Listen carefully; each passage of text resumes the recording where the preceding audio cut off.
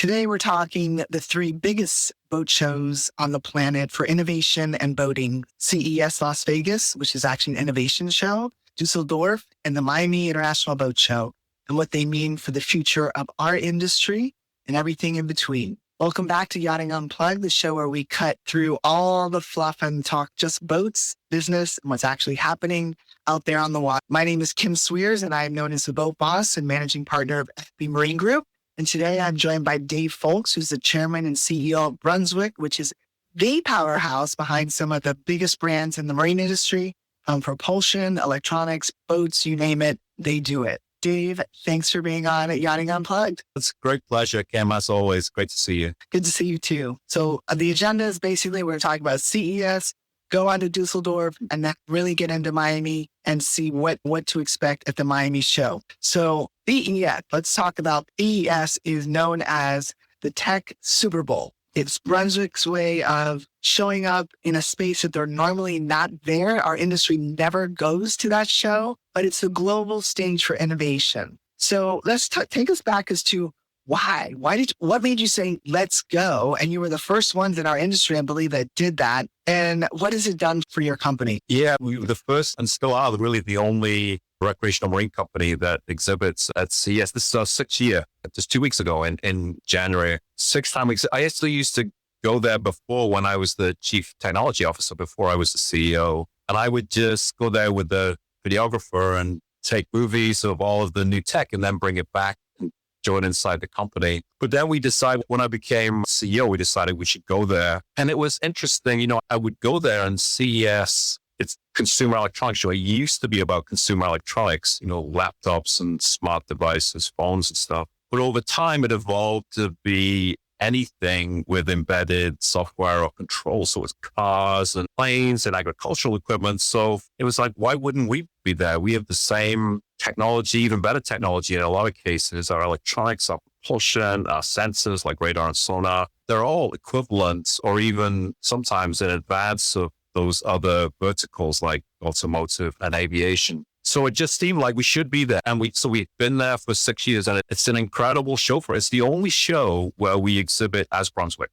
In every other show we go to, it's our go-to-market brands, Mercury Marine or Sea Ray or Boston Whaler or Rad. But there we go as Brunswick to show the scale and power of our technology and integration, our portfolio of businesses, and we get incredible exposure. Everything, you get a certain amount of exposure at a boat show, you get 100 times that at CES.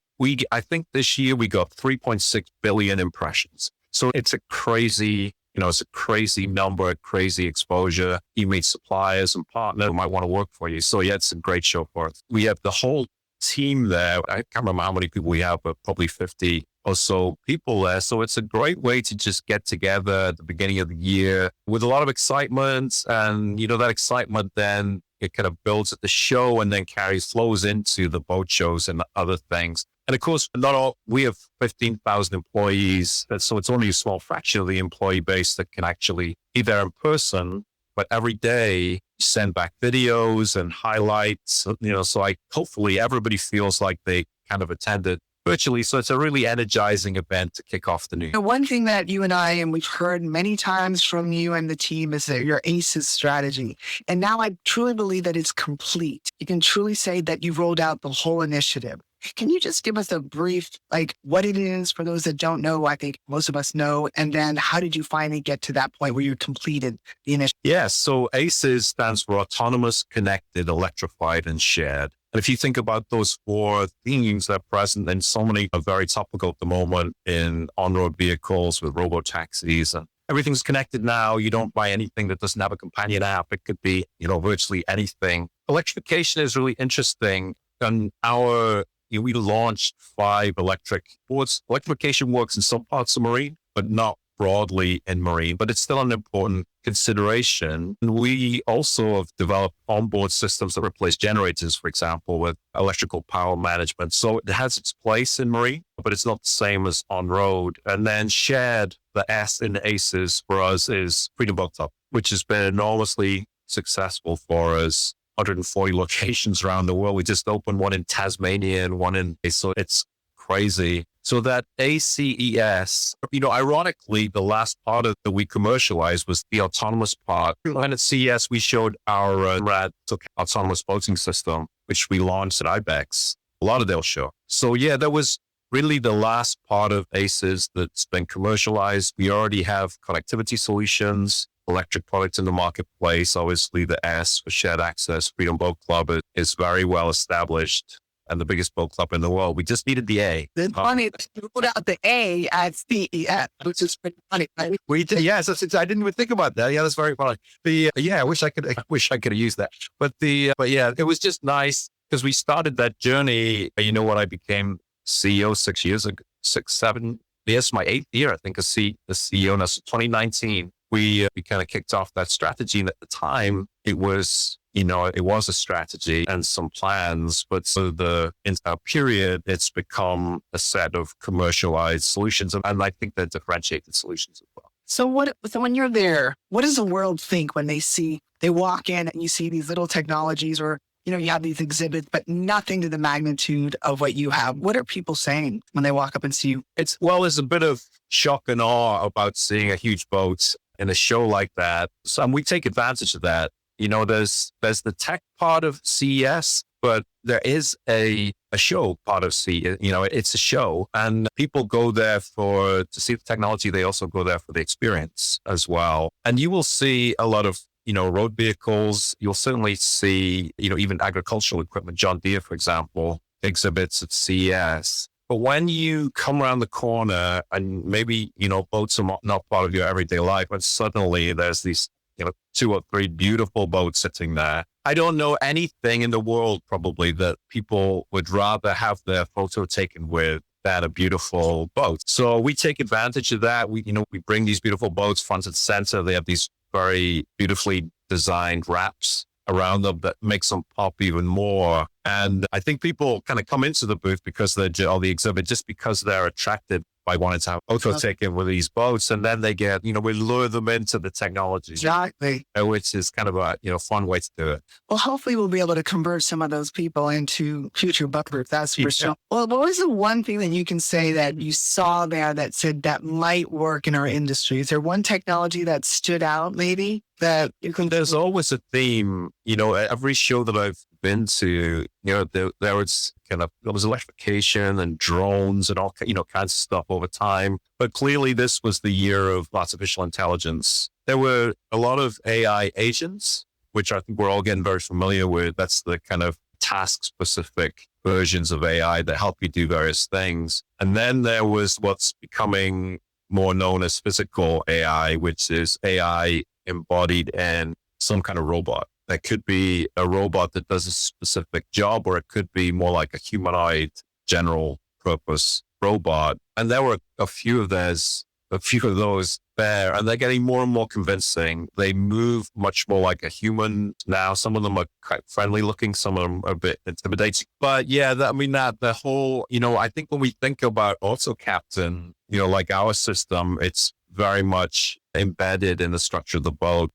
Cameras in the hardtop and those kind of things. You could imagine in the future a humanoid-ish captain actually doing that role. But certainly there were a lot of AI agents in there to help you do things better or more intuitively. And we showed some concepts for that, but there were some that were really well developed that just make complex tasks much more easy to perform. And I think we all know that boats are complex to operate. And when you get your boat, you get a satchel full of manuals for all of the subsystems on the boat. And probably not everybody reads every word of those manuals. So if you have an AI agent that's able to respond to prompts or even proactively advise you of certain things, I think that is going to be extremely helpful on boats in the near future. So AI agents seem to be the underlying theme, but what was the one gadget you wanted to take home? Some of these kind of robots are kind of, honestly though, Kim, I'm a bit of a car guy.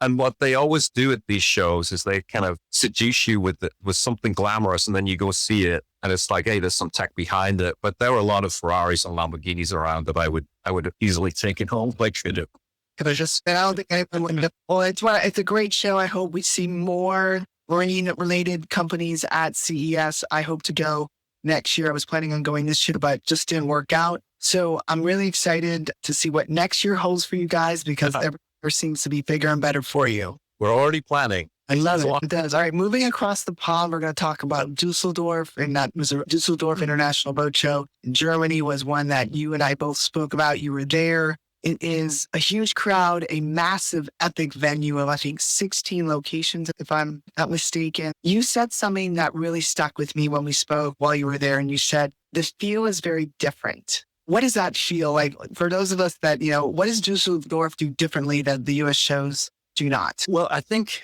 what's really interesting is it's the biggest show in the world, but it's indoors and it's in the middle of winter in Germany. And that is not a combination you would intuitively think of. How do you create this amazing experience in the middle of winter in Germany inside when, boating and marine is really about being outside and usually in beautiful weather. But they do a wonderful job of showing the full scope of the marine ecosystem. And there's everyone, and they do it, they have 100-foot haul there, big boats from, Princess and companies like that. Some of the big European builders that they float down the Rhine on barges. The Rhine passes right next to the convention center, and then they have a crane that just pulls them over in the convention center. So you see these beautiful, huge yachts out of the water. And yachts are like icebergs. You see them, they look big, but when you see them out of the water, they look 3 times the size. Right. So there's huge, impressive scale of everything. But then they bring a lot of water inside. They have people they have these huge pools where they're inside some of the halls where there are people having e-foil races or sailing races or even remote controlled sailboat races. So it's a very dynamic atmosphere.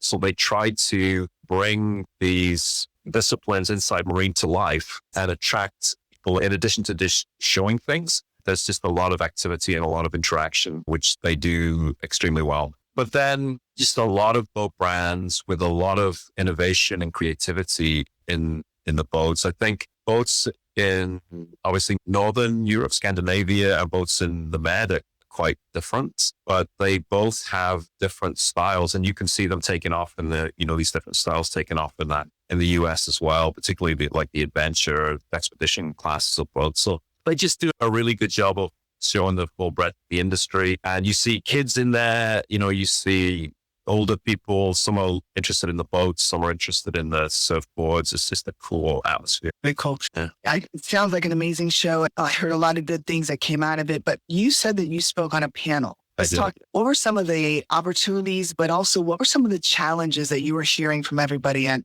Düsseldorf? We were talking about how can industry and government collaborate to improve access to boating and boating affordability and generally promote the industry. And if you think about the EU has 27 countries in it, of course, they are unified in some respects, but they still have 27 different sets of regulations and, legislation. And even, beneath that on a local level, often there are different regulations affecting boating and even different priorities and perspectives. So we were talking about how could we work better together and how could European authorities better support the industry. It's a really important, if you think about recreational boating, the US is the biggest market. It's about 70% of our revenues. Next big is Europe. It's about 15% of our revenues. We don't have big market, unlike automotive, for example, which has got big markets like China and India. There's no recreational boating. So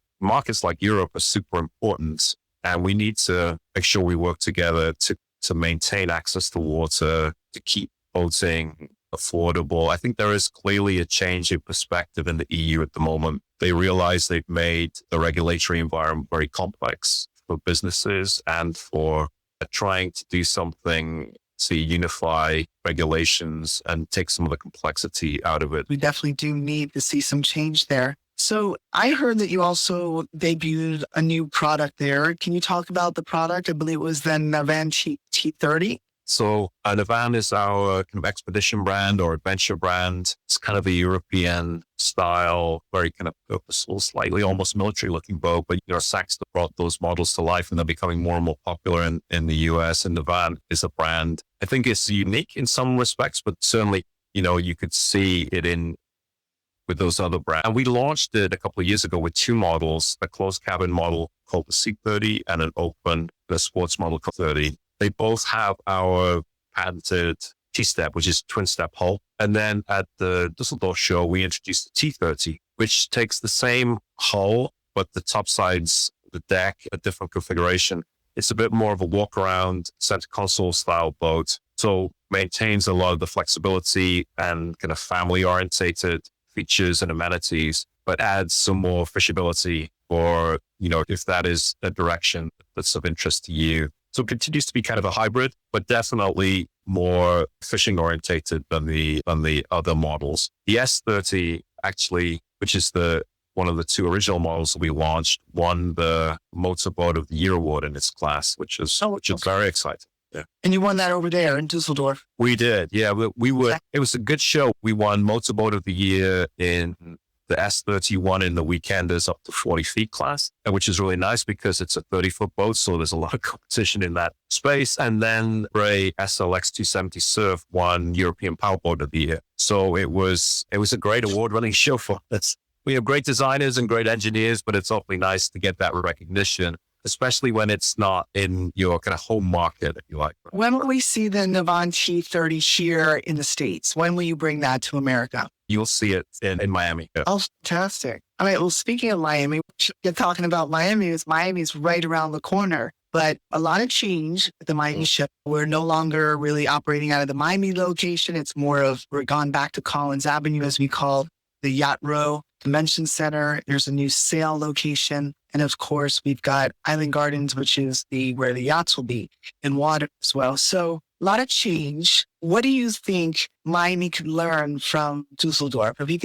could sit down with them or my team and say, okay, these are the things that I saw at Düsseldorf, maybe it's like, what can we do differently to get the excitement? Because there's so much going on at Düsseldorf that we can learn from our international counterparts to make our show even better. Yeah, I think, the interactivity was a real theme in Düsseldorf. I mean, they have to, because it's in the middle of winter. It's almost like, it's necessary to they don't have the weather. So you have to kind of bring it to life, necessity being the mother of invention. I think the convention center is a really great asset. I love walking the convention center, but it's a relatively static kind of environment. We've started to bring in interactivity. We brought our flight e-foil simulator. We try and bring in some of our interactive helm exhibits and those kind of things. But maybe, if there was a way of introducing a bit more interaction for consumers and, generally visitors inside the convention center, that would be great. Miami has this overwhelming advantage of being Miami, right? So, you can't think of a better environment to have a boat show in, but you can never be complacent, right? I think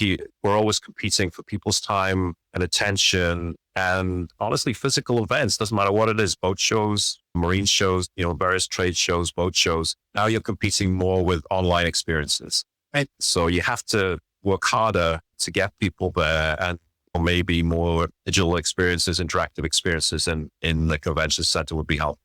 But really if space is the limitation, maybe having some sort of AI virtual reality experience where you've got a home base in, let's say, North Carolina, and you've got, an interaction, a live interactive walkthrough of a yacht while at the boat show. So there are ways that we could do it. We just need the technology and some people to think outside the box to do that. That'd be really good. Yeah, I'm a trustee at the Shared Aquarium, the big aquarium in Chicago, and they have a really nice philosophy around I think it's called their near far. And so they're constantly thinking here near far or something like that.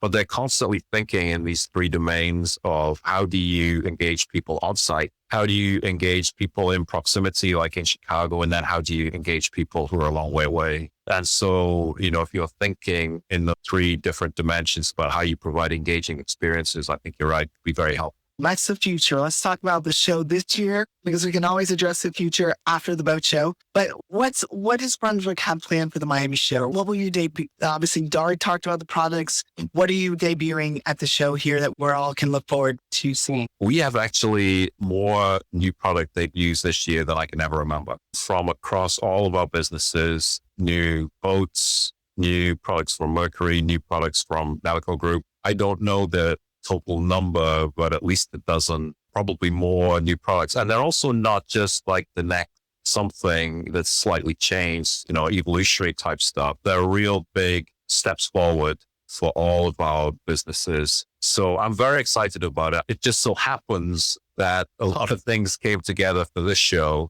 and it's going to end up as a show where I think we're going to, launch, debut more new products than I can remember. We definitely need to get that word out there because, that's why people go to shows, is not just to buy a boat, but look at what the future holds. So Lee Gordon, this is a message for you. Get busy, get that message out there because it's a draw that people get to the show. So what's your favorite thing to do in Miami when you're not at the show? The beach is a big attraction. I'm not a sunbather. I don't have the skin for it. I'll be honest with you. All the patience. But we normally stay on South Beach, on one of the hotels on South Beach. So just walking out of the hotel in the morning and walking on the beach, running on the beach. This time, I run 2 or 3 times a week, but it is not the most pleasant time of year or place to run in Chicago in the middle of winter. And Miami Beach is one of the most pleasant places to run and set up your day and just, watch the sunrise or, some of the early activities on the beach.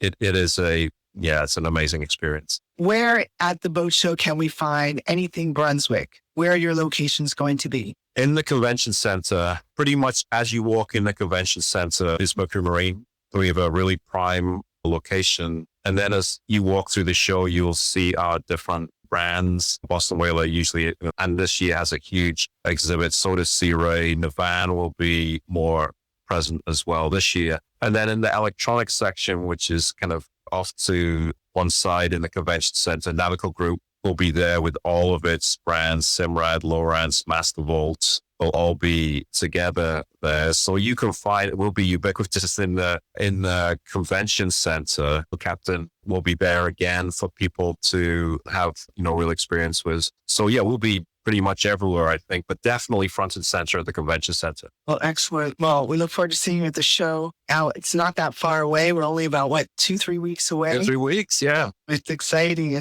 Well, if anyone you're interested in going to the show, Dave is usually there the first few days. You'll always see him there. I always see him there. Promo code to get you 20% off tickets at the show. Use Boat Boss at checkout. That is a great way to save a lot of money, 20% on all ticket sales. And Dave, thanks again for joining us here on Boat Boss /Yachting Unplugged. It's always a pleasure to talk to you. Yeah, great to be with you, Kim. It's always really nice to be on the show. You do a great job. And yeah, look forward to catching up in the... Absolutely. All right. We'll see you in a few weeks. Take care. Be well. And whether you live, work, or play in the water, as I say, just get on the water and always boat smart from the start.